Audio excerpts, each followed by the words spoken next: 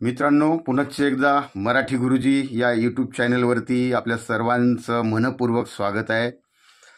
तर अक्षर भारती इयत्ता 10वी मराठी या पाठ्यपुस्तकातील पाठ 6वा चुडीवाला हा जयश्री रुईकर यांनी लिहिलेला पाठ, या पाठाचा भाग 2 आपण या ठिकाणी पाहतोय.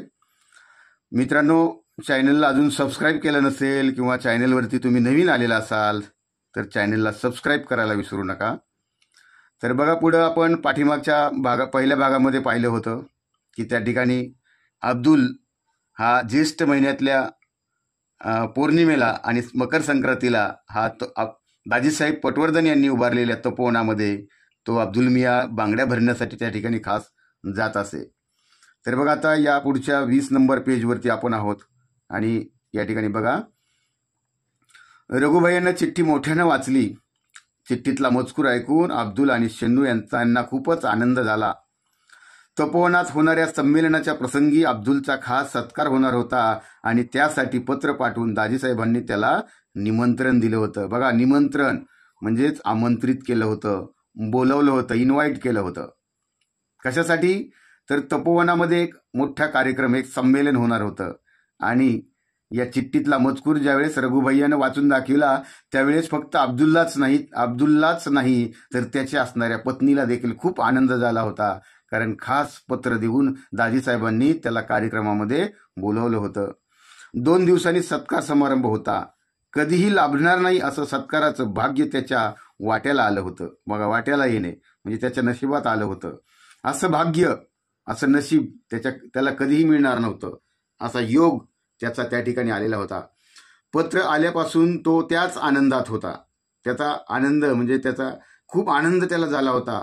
पुन्हा पुन्हा तो स्वतःला विचारत होता, अरे सत्कार करणे एवढं मी काय केलं आहे तपोवनासाठी. म्हणजे त्याला त्या गोष्टीवर विश्वास बसत नव्हता की मी तपोवनासाठी असं खास काय केलंय की दाजीसाहेबांनी मला स्वतःहून पत्र पाठवलंय आणि त्या ठिकाणी होणाऱ्या मोठ्या कार्यक्रमामध्ये मला त्या ठिकाणी निमंत्रित केलंय, मला बोलावलंय. त्यामुळं तो स्वतःला विचारायचा की मी काय केलंय तपोवनासाठी. बघा, आता अब्दुल तपोवनात आला तेव्हा कार्यक्रम सुरू झाला होता. स्टेजच्या समोर बाजूला मांडलेल्या खुर्च्यांवर काही निमंत्रित पाहुणे मंडळी बसली होती. निमंत्रित म्हणजे बोलावली गेली होती, ज्यांना खास आमंत्रण देऊन बोलावलं, आमंत्रित मंडळी त्या ठिकाणी बसली होती. अब्दुलला त्यांच्याबरोबर बसायला संकोच वाटला. बघा, संकोच वाटणे म्हणजे काय वाटणे की त्याला त्या ठिकाणी भीड वाटणे, लाज वाटणे, याला ही मोठी मंडळी आहेत आणि आपण त्यांच्याबरोबर कसं बसावं, म्हणून तो त्या ठिकाणी न बसता तसाच उभा राहिला. तेवढ्यात खुद्द म्हणजे स्वतः दाजीसाहेबांनीच त्याला बोलावून जवळच्या खुर्चीवर बसायला लावलं. सत्कार समारंभाच्या कार्यक्रमाला सुरुवात झाली. म्हणजे पाहुणे मंडळी जे आले होते यांचा सत्कार म्हणजेच आलेल्या पाहुण्यांचा यथोचित मान सन्मान करणे म्हणजेच सत्कार करायचा होता. सुरुवात झाली. सुरुवातीचं अध्यक्षांचं स्वागत वगैरे औपचारिक झाल्यावर दाजीसाहेबांनी बोलायला सुरुवात केली. अब्दुल बघतच राहिला. 84 वर्षाच्या वृद्धाचा ताठपणा. बघा, ताठपणा म्हणजे वृद्ध म्हणजे म्हातारा आणि वय वर्ष 84 म्हणजे 84 है ना. आणि हा 84 वय वर्ष असणारा वृद्ध, या वृद्धाचा जो ताठपणा आहे ना, उंच सडसडीत देहयष्टी म्हणजे शरीराचा बांधा, उंची आहे, सडसडीत शरीर आहे आणि तेजपुंज चेहरा, चेहऱ्यावरती तेज आहे, चेहऱ्यावरती चमक आहे ना, अतिशय असा तेजस्वी चेहरा आहे.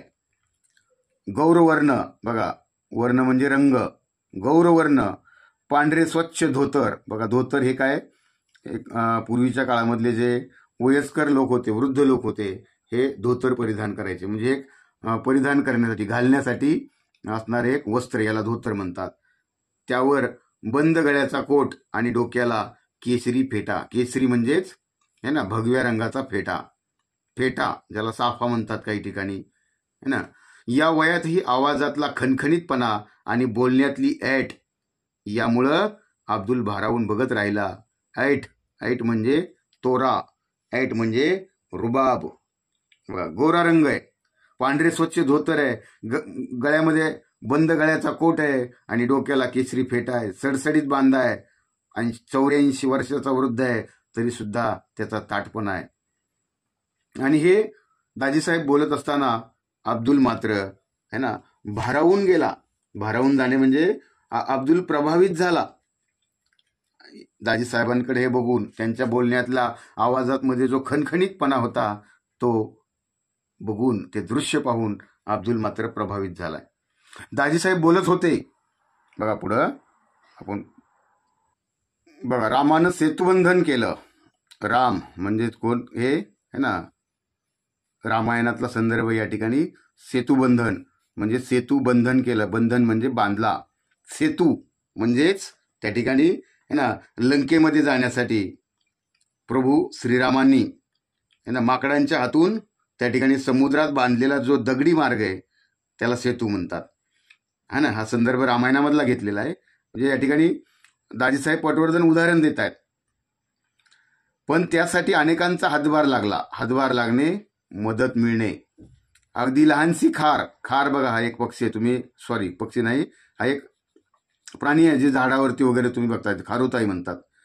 पण त्या खारीचं उदाहरण दिलं इथं बघा. तिनं सुद्धा आपल्या शक्तीप्रमाणे सेतुबंधनाला मदत केली.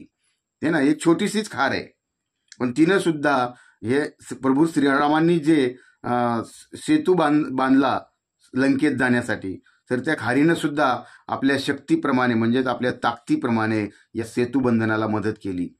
तशीच मदत या तपोवनासाठी देणाऱ्या काही व्यक्ती आम्हाला सुदैवानं लाभलेल्या आहेत. सुदैवानं म्हणजेच है ना, सुदैव नशिबानं या ठिकाणी आम्हाला त्या लागलेल्या आहेत, लाभलेल्या आहेत. अशाच व्यक्ती ज्या आहेत, तर यांना संक्रांतीला आणि ज्येष्ठ पौर्णिमेला बांगड्या भरण्याचा प्रस्ताव ज्यावेळी समोर आला, तेव्हा अनेक बांगड्यावाल्यांना भेटून इथं येण्याबद्दल मी विनंती केली. बघा, ज्यावेळेस म्हणजे संक्रांतीला आणि ज्येष्ठ पौर्णिमेला की आपल्या तपोवनामध्ये राहणाऱ्या ज्या महिला आहेत यांना बांगड्या भरायच्या असा प्रस्ताव समोर आला, त्यावेळेस दाजीसाहेब स्वतः म्हणतायत की मी अनेक बांगडीवाल्यांना भेटून इथं तपोवनामध्ये येण्यासाठी विनंती केली, याचना केली, पण कुणीही माझ्या विनंतीचा स्वीकार केला नाही. म्हणजे माझी विनंती कोणी सुद्धा मान्य केली नाही. अब्दुल मियांनी मात्र स्वतःहून इथं येण्याचं आश्वासन दिलं. आणि फक्त आश्वासनच दिले नाही, तर दरवर्षी न चुकता अब्दुल मियां इथं येतात. बघा, मी अनेकांना जाऊन भेटलो, अनेकांना इथे येण्यासाठी मी विनवणी केली, याचना केली, परंतु इथं सगळ्यांनी येण्यास नकार दिला. पण तरी सुद्धा है ना प्रस्ताव, मी योजना त्यांच्या समोर मांडली, पण या ठिकाणी सगळ्यांनी येण्याला नकार दिला. परंतु अब्दुल मियानं या ठिकाणी येण्याचं मला आश्वासन दिलं. आश्वासन देणे म्हणजे काय करणे, तर त्या ठिकाणी हमी दिली की मी या ठिकाणी येणार.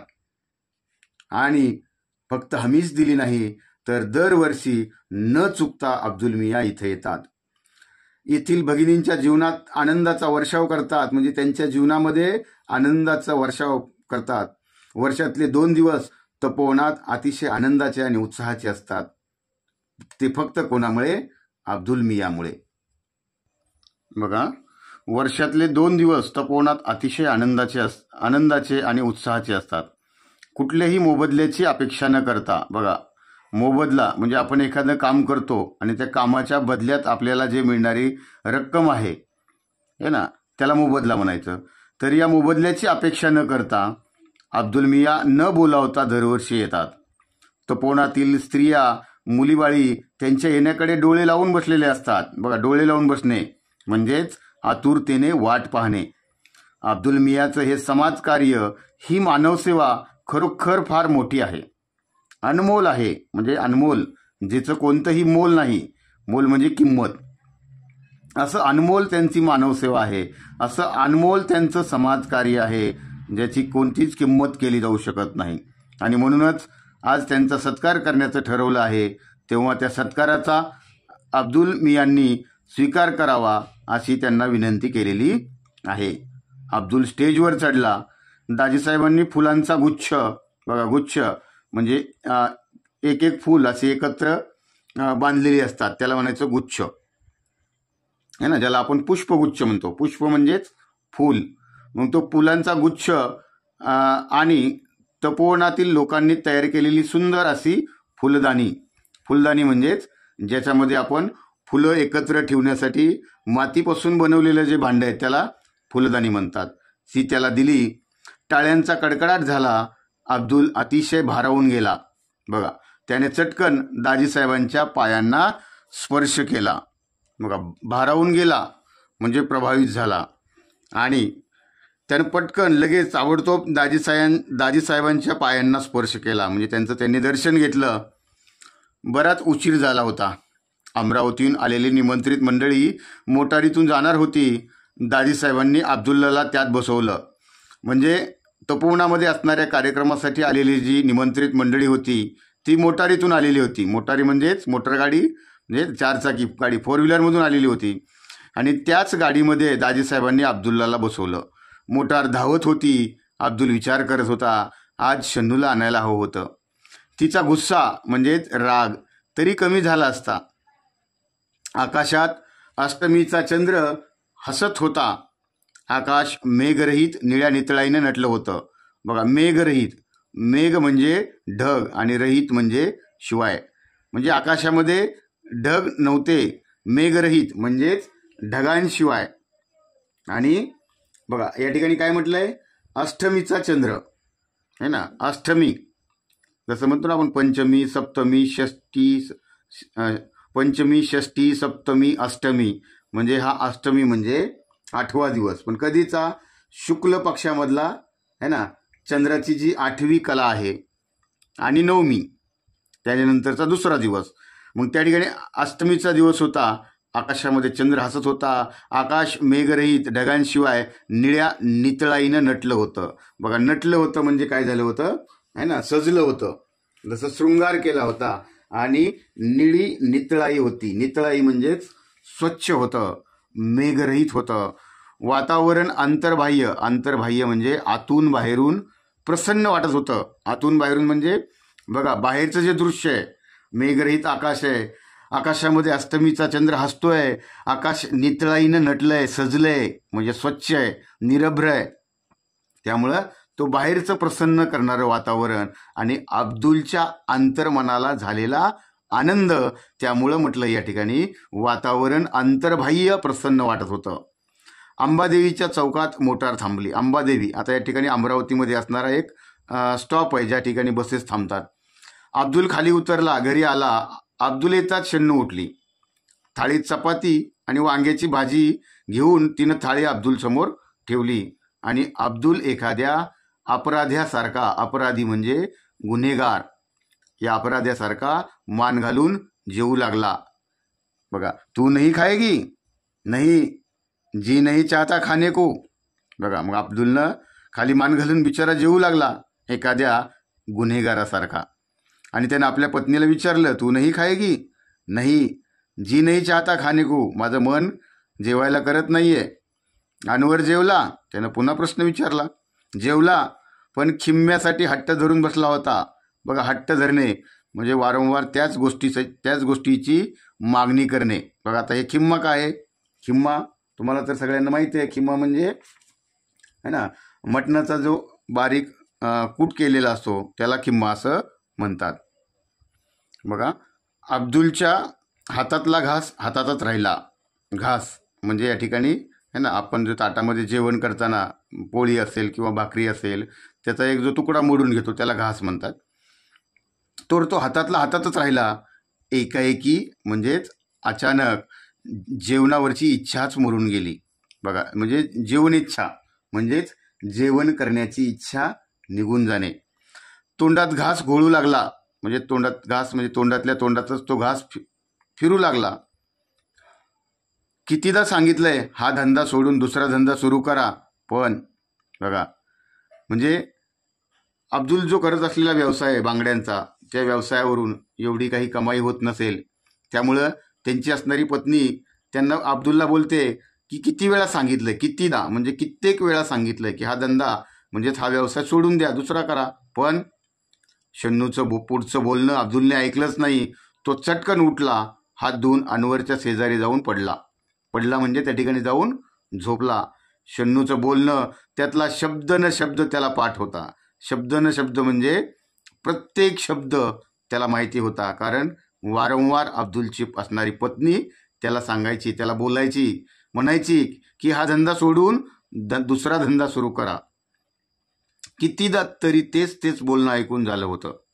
नवीन धंदा, भांडवल नको. भांडवल म्हणजे है ना, नवीन व्यवसाय किंवा नवीन धंदा सुरू करण्यासाठी लागणारी पैशाची रक्कम कुठून आणणार. तो थोडासा जोराने पण शन्नूला ऐकायला जाईल अशा आवाजात बोलला. पण भांडवलापेक्षाही त्याला अब्बाजानपासून चालत आलेला हा बांगड्यांचा धंदा सोडवत नव्हता. बघा, अब्बाजानपासून म्हणजे आपल्या वडिलांपासून पिढीजात चालत आलेला व्यवसाय त्याला सोडवत नव्हता. नवरात्र संपले होते. नवरात्र म्हणजे बघा, ज्या ठिकाणी नवरात्रामध्ये एक देवीचा उत्सव असतो. हे नवरात्राचे 9 दिवस है ना. नवरात्र म्हणजे 9 रात्रींचा समूह. कोणता समास आहे? द्विगु समास, बरोबर. त्यात धंदा चांगला झाला. आता लोक दिवाळीच्या तयारीला लागले होते. म्हणजे नवरात्र संपल्यानंतर है ना, दसरा झाला की मग लगेच दिवाळी हा सण येतो. दिवाळीच्या तयारीला लागले होते. रघुभैयानं दुकानाला रंग देण्याचं काम काढलं होतं. अब्दुल दुकानावर आला. त्याचा चेहरा उदास होता, म्हणजे चेहऱ्यावरती नाराजी होती. रघुभैयाने आवाज दिला, क्यों आज दुकान नाही खोलता. बघा, म्हणजे चेहऱ्यावरती नाराजी होती. रघुभैयाकडे तो आलाय. रघुभैयाने त्याला विचारलंय की आज दुकान नाही उघडणार. तर तो काय म्हणतोय बघा, नाही रघुभैया, हे तपोवनच आता दाजीसाहेबांच्या हाती नाही राहिलं. हे कळलं तेव्हापासून मन नाही लागत धंदा करायला. बघा, म्हणजे आता ज्या दाजीसाहेबांनी तपोवनाची उभारणी केली होती ते तपोवनच आता दाजीसाहेबांकडे राहिलं नव्हतं. म्हणजे हे अब्दुलला समजलं, हे कळलं तेव्हापासून त्याचं धंद्यात मन लागत नव्हतं. म्हणजे आता दाजीसाहेबांकडे हे तपोवन राहिलं नाही, म्हणजे त्याला त्या ठिकाणी तपोवनामध्ये जायला मिळणार नाही. मग आता बघा, आता तपोवनाचं काय होईल रे रघुभैया? केवढी मोठी वसाहत, किती रोगी, आता त्यांची काळजी कशी घेतली जाईल रे? आणि आयुष्याचं मोल देऊन तन मन धनानं फुलवलेली ही कर्मभूमी. बघा, कर्मभूमी म्हणजे ज्या ठिकाणी आपण काम करतो, ज्या ठिकाणी आपण है ना कार्य करतो, ज्या मातीमध्ये आपण कार्य करतो, ज्या प्रदेशात आपण कार्य करतो, तो असलेला प्रदेश. बघा, कर्म म्हणजे काम आणि भूमी म्हणजे जमीन है ना. तो प्रदेश म्हणजेच कर्मभूमी. या सोडण्याच्या कल्पनेनं दाजीसाहेबांना काय वाटलं असेल बरं?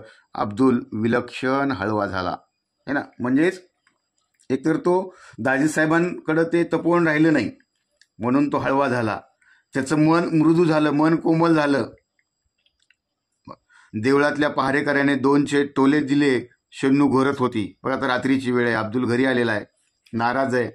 आता त्या म्हणजे त्याच्या है ना, त्या तपोवन दाजीसाहेबांकडे न राहिल्यामुळं त्या ठिकाणच्या त्या कुष्ठरोग्यांचं काय होईल या चिंतेनं तो नाराज होता. देवळातल्या पहारेकऱ्यांनी 200 टोले दिले, म्हणजे रात्रीचे 2 वाजले होते. शन्नू घोरत होती, झोपली होती. अनवर पण गाढ झोपी गेला होता. गाढ म्हणजे शांत झोपला होता. आणि अब्दुल उठला. बघा, अब्दुल उठला अगदी हलकेच. कोपऱ्यात बांगड्याच्या पेटीवर ठेवलेल्या पिशवीत एक एक वस्तू बाहेर काढू लागला. पावडरचा डब्बा, रुमाल, रिबिनी, पिना, सोनेरी बांगड्या, साध्या बांगड्या, नायलॉनच्या बांगड्या, आणि संक्रांतीला हे सारं तपोवनात नेणार होता.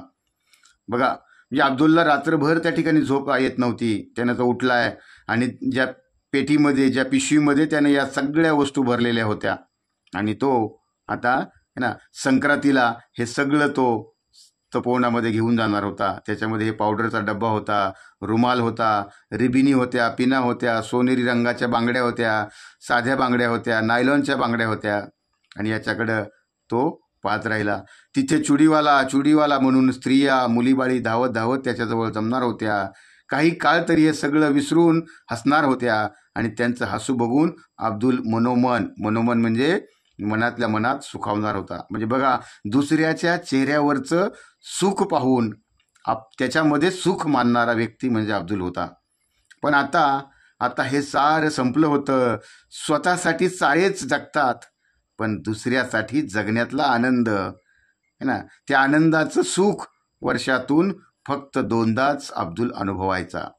बघा, जो स्वतःसाठी जगला तो मेला आणि जो दुसऱ्यासाठी मेला तो जगला.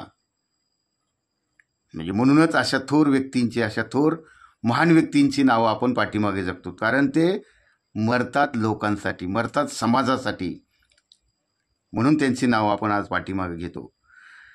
तसाच प्रकारचा हा अब्दुल होता. त्या आनंदाचं सुख वर्षातून दोनदाच त्याला भेटायचं, पण आता तेही मिळणार नव्हतं. एखाद्या वस्त्राचा एकाकी रंग उडून जावा, एकाएकी म्हणजे अचानक एखादं वस्त्र आहे, वस्त्र म्हणजे कापड, आणि त्या कापडाचा रंग अचानक एकाएकी उडून जावा, तशी त्याची जीवनेच्छा म्हणजेच जीवन जगण्याची इच्छा उडून गेली होती.